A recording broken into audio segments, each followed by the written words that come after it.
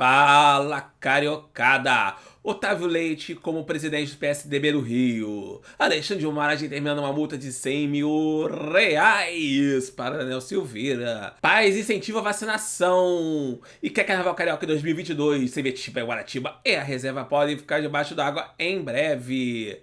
Isso e muito mais no Hoje no Rio, aquele seu resumo esperto do que aconteceu de mais importante no Rio de Janeiro. Eu sou Quintino Gomes Freire, editor do Diário do Rio, e o Hoje no Rio é patrocinado pela Sérgio Castro Imóveis, a empresa que resolve, e o Capitubá, o chopp mais gelado do centro do Rio. E Otávio Leite assume a presidência do PSDB do Rio de Janeiro. O tucano defende prévias presidenciais no partido, diz que o partido tem que ter alternativa no centro.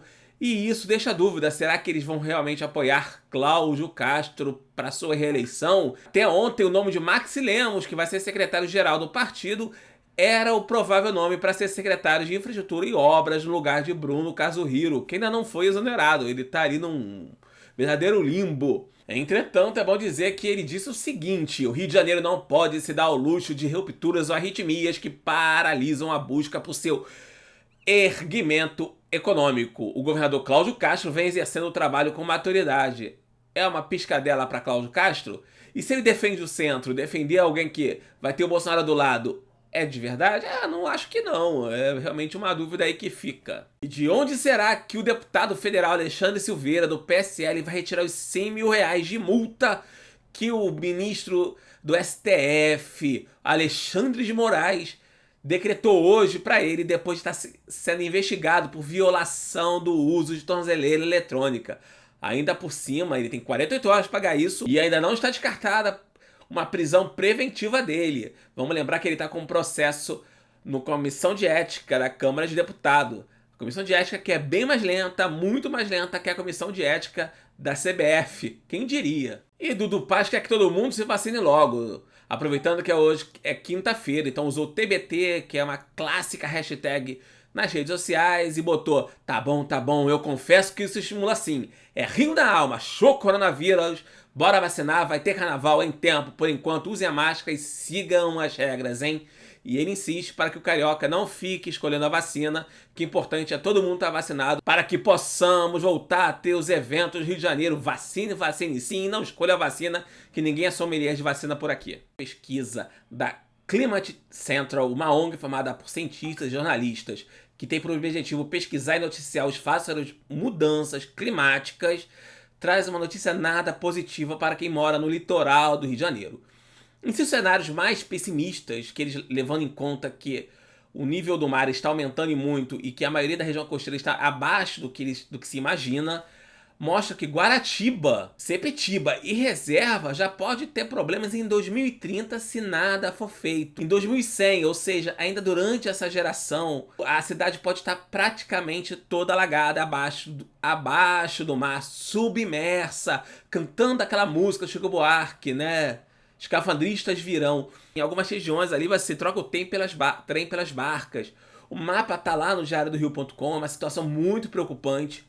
O ambientalista Sérgio Ricardo já chamou atenção na matéria no Diário do Rio. Ele diz: no Rio de Janeiro, parte da orla marítima do Recreio dos Bandeirantes, na Ilha do Governador e Paquetá, e em cidades da região dos Lagos e da Costa Verde Fluminense, já vem sofrendo os impactos das inundações e das destruições da faixa litorânea e de infraestruturas urbanas, como calçadas e ruas, pias, atracadouros e até mesmo moradias, pousadas e comércios de praia, que são refeitas ou reconstruídas periodicamente pelas prefeituras de forma paliativa e cada vez mais frequente, como se fosse uma operação enxuga-gelo no sol. Quem não se lembra ali do São Conrado, né, que toda hora tem que se refazer a calçada por causa das ressacas. Isso é um problema gigantesco e que não está sendo levado a sério pelas autoridades. E vai ter Copa sim. O Tribunal de Justiça do Rio de Janeiro recusou a ação do deputado estadual Flávio Serafim, do PSOL, que pedia para que não se realizasse Copa América no Rio de Janeiro. O mesmo no STF, que recusou ações que pediam para que não se realizassem os Jogos da Copa América no Brasil. Em uma entrevista carioca dessa quarta-feira, o vereador Felipe Michel, do Progressistas, falou sobre a Copa América, disse que é hipocrisia não realizar os Jogos, já que está acontecendo no Rio de Janeiro outros eventos esportivos, não só de futebol, mas de futebol tem Libertadores, Brasileirão, teve o Campeonato Carioca, e realmente eu sou obrigado a concordar com ele. Você pode um, pode outro, não tem como dizer que não pode a Copa América. E o vereador Rafael Aloysio Freitas, do Cidadania, apresentou um projeto de lei criando o polo gastronômico, cultural, etc., do Engenhão. E diz na sua justificativa, tanto é que o projeto não aborda só a questão gastronômica, mas também a questão cultural, esportiva e de lazer, reconhecendo a importância que o Estado adquiriu para aquela região. O Poder Executivo deverá apoiar a implementação do espaço, caso a lei seja aprovada, sobretudo quanto à adequação do trânsito para veículos e pedestres, aumentar a disponibilidade de vagas para estacionamento, delimitar e sinalizar 13 vagas para food trucks e instalar sinalização vertical com indicação do polo. 9 alunos da graduação do Departamento de Informática da PUC-Rio venceram o concurso Swift Student Challenge 2021 da Worldwide Developers Conference, conferência anual de desenvolvedores da Apple. O desafio premiou projetos de aplicativos utilizando a Swift, linguagem de programação desenvolvida para empresa. Os estudantes tiveram em torno de 2 semanas para desenvolver um aplicativo de forma individual e conforme as regras da competição. A aluna de ciência da computação Karina Tronco tem 24 anos e foi vencedora do desafio mundial pelo 5º ano consecutivo. Quando eu falo que favela tem que acabar, sou chamado até de fascista. Mas vejam só como precisa de moradia digna e não dá para continuar morando em alguns lugares. Novamente quase aconteceu, na verdade, um desastre no Rio das Pedras. Hoje, nessa quinta-feira, moradores do Rio das Pedras de um prédio foram evacuados às pressas após ouvirem estalos no prédio. O local fica a 1 km de onde desabou o prédio de 4 andares. Os bombeiros isolaram o local e a Defesa Civil agora vai vistoriar o prédio e ver se tem risco de desabamento. É bom lembrar que o Rio das Pedras é construído sobre um pântano e quase todos os edifícios correm risco, especialmente os construídos sem licença e sem nenhum projeto. Boa notícia para a cidade do Rio, para o turismo especialmente. A nova companhia brasileira Itapemirim Transportes Aéreos, a ITA, inicia no final de junho sua operação no Galeão. Ao todo, a ITA terá 21 destinos partindo do Galeão, começando para Guarulhos no próximo dia 30 de junho. As passagens, inclusive, já estão disponíveis para venda no site da companhia. Os demais voos são previstos para serem liberados somente a partir de agosto. Entre os destinos da ITA, a partir do Galeão, estão Belo Horizonte, Vitória, Curitiba, Florianópolis, Foz do Iguaçu, Navegantes, Porto Alegre, Brasília, Goiânia, Aracaju, Fortaleza, João Pessoa, Maceió, Natal, Porto Seguro, Recife, São Luís, Salvador, Belém e Manaus. E vejam só, boa notícia, as obras de recuperação do Museu Nacional, na Quinta Boa Vista, estão progredindo bem. E há previsão de entregas ainda este ano. Em julho, por exemplo, terminam os trabalhos de higienização e proteção para recuperar os elementos históricos e artísticos do Palácio São Cristóvão e do Jardim das Princesas. Não é a única coisa prevista para 2021. Está previsto para o fim do ano o término da reforma da Biblioteca Central do Museu Nacional, considerada uma das mais importantes do Brasil. O diplomata e escritor gaúcho, ministro Fernando Cacciatore de Garcia, doou para o Museu Nacional 27 peças do Império Romano e Grécia Antiga, datadas entre os séculos 550 a.C. e 550 depois de Cristo.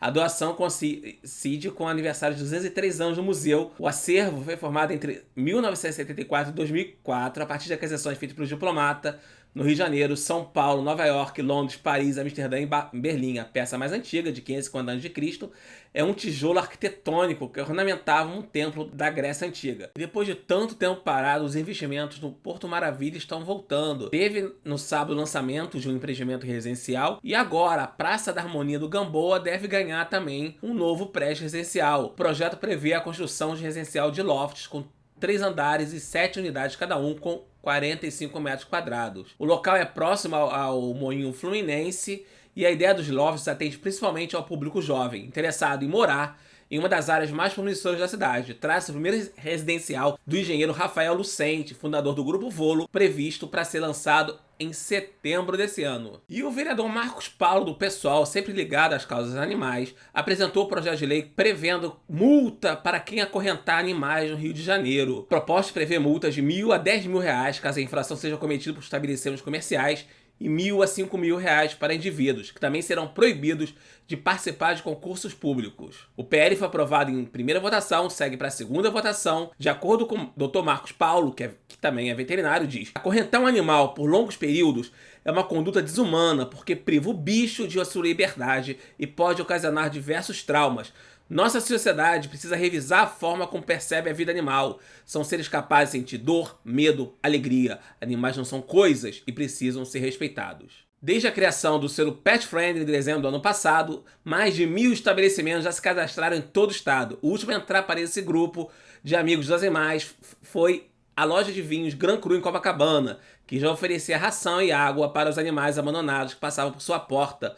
O selo agora é um convite para que os pets entrem e fiquem dentro da loja enquanto seus donos fazem sua compra. De acordo com Michel Sá, o empresário, dono da loja, 70% dos clientes já entram com os animais. O secretário de Cultura, Pecuária, Pesca e Abastecimento, o Marcelo Queiroz, responsável pelas políticas públicas de bem-estar animal no estado, disse estar surpreso com a proporção que o selo ganhou. A adesão tem sido grande entre hotéis, bares, restaurantes e comércio geral. Disse Queiroz: nosso objetivo é fazer com que os animais de estimação sejam um público consumidor junto de seus donos. Além de trazer benefícios para os animais, a medida gera impacto na economia do nosso estado. É uma felicidade ter hoje mais de 1.000 estabelecimentos certificados e começar a atrair também lojas como a Gran Cru. De janeiro a junho de 2021, a Central 1746 da Prefeitura do Rio de Janeiro já recebeu quase 12.000 chamados relacionados à presença de lixo nas ruas da capital fluminense.